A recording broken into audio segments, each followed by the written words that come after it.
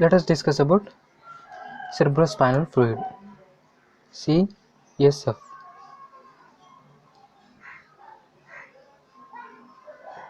CSF or cerebrospinal fluid.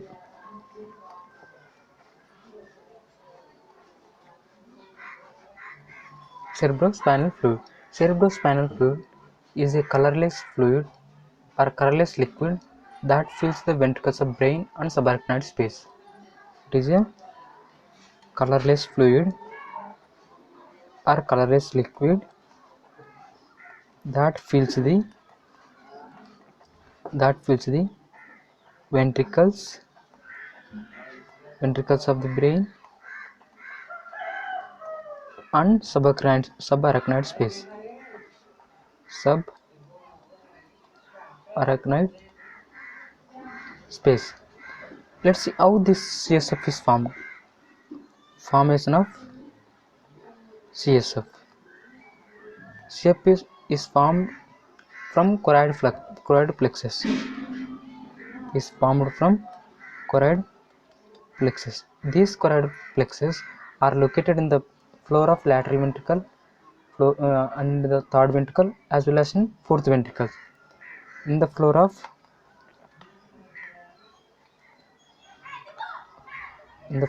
lateral ventricle, third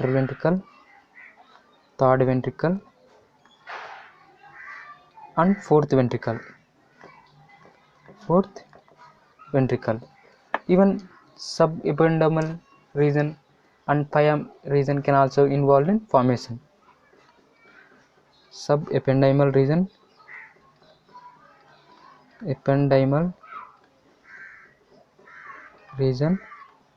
and pia region also involves in formation of cerebrospinal fluid. Therefore, let's discuss what we have discussed so far. CF is found from choroid plexus. These choroid plexus, they are located in lateral ventricle, third ventricle as well as in fourth ventricle. Mostly from lateral ventricle. Okay, remember this. Mostly in lateral ventricle. Even subependymal region and pia can also involve in formation of CSF. The rate of formation of CSF is 0.35 ml per day. 0.35 ml per, sorry, this is not day, this is per minute. Okay, rate of formation is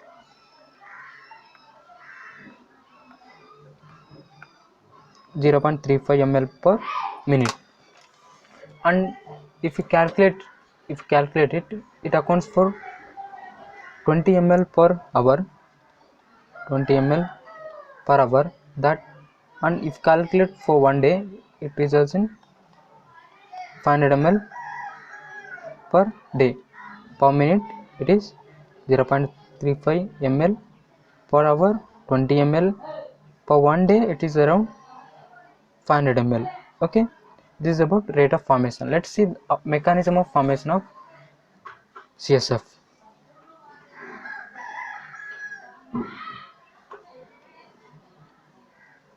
Mechanism.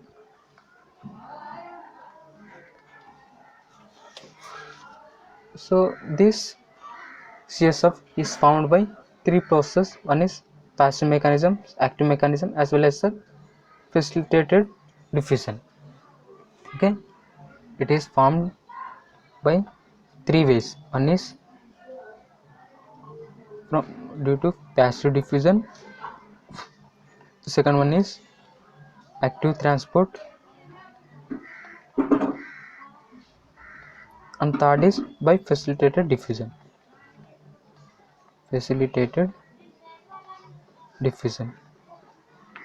So there are three types of mechanisms. It's not types, it's actually formed in three ways.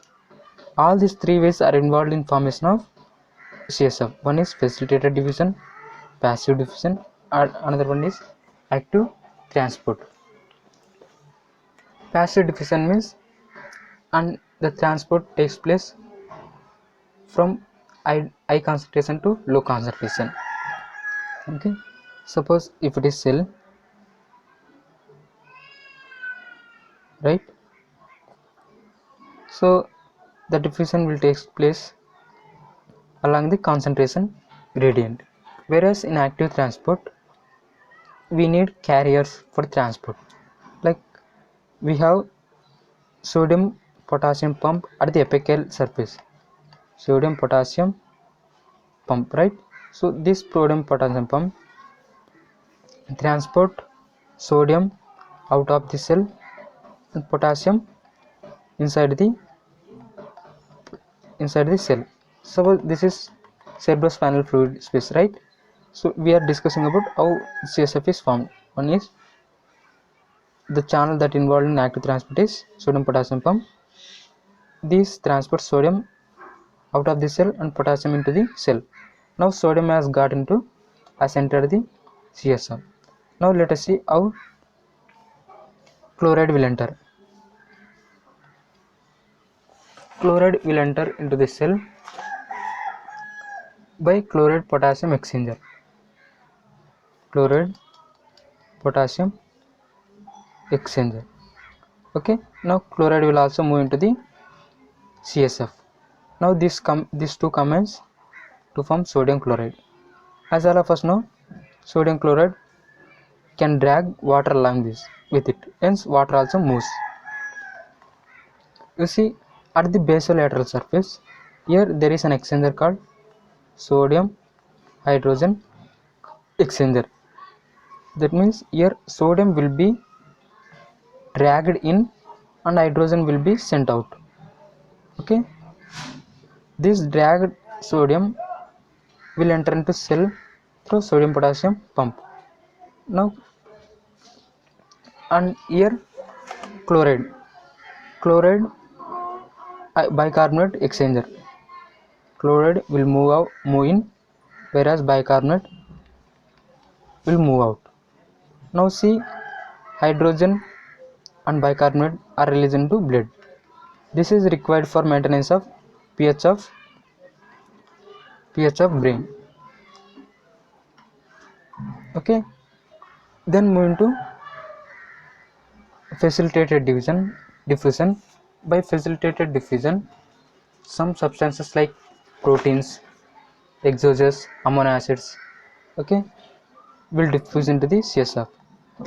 By facilitated diffusion, amino acid, exogenous, all these things will move into CSF. So what we need to remember in mechanism is, let's focus on how sodium is entering into CSF and how chloride is entering into CSF. So for this we have, for sodium we have sodium potassium ATPase. For chloride we have chloride potassium exchanger, right?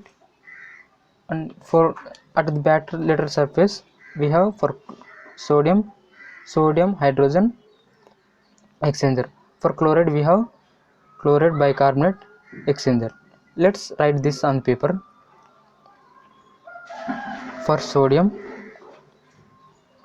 we have sodium potassium ATPase at apical surface. At basolateral surface we have sodium hydrogen exchanger. This is at basolateral surface. For chloride we have chloride potassium exchanger at apical surface. At basolateral surface we have chloride bicarbonate exchanger. So in the case of sodium chloride will be formed. This sodium chloride will drag water, and amino acids, exogenous, they enter the CSF through facilitated diffusion.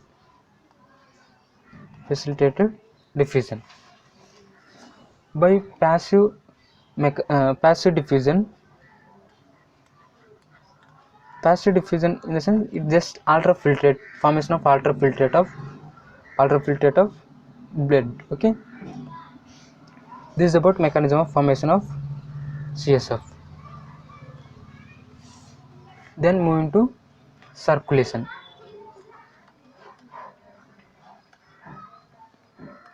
Circulation of CSF. The CSF is formed in lateral ventricle, right?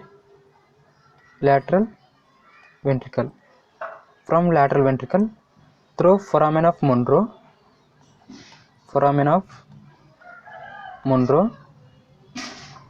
it enters third ventricle.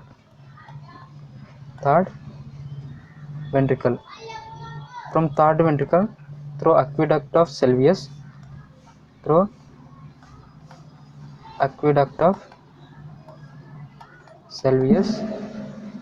it enters fourth ventricle.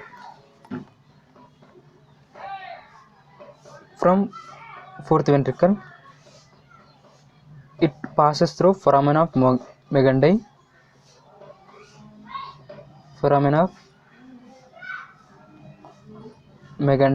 and foramen of Lusca.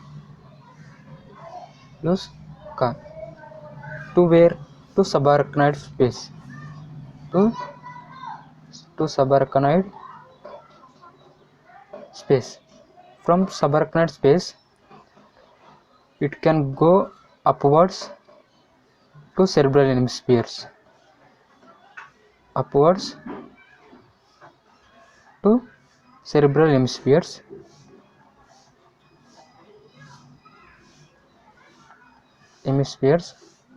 Or go downwards to spinal cord.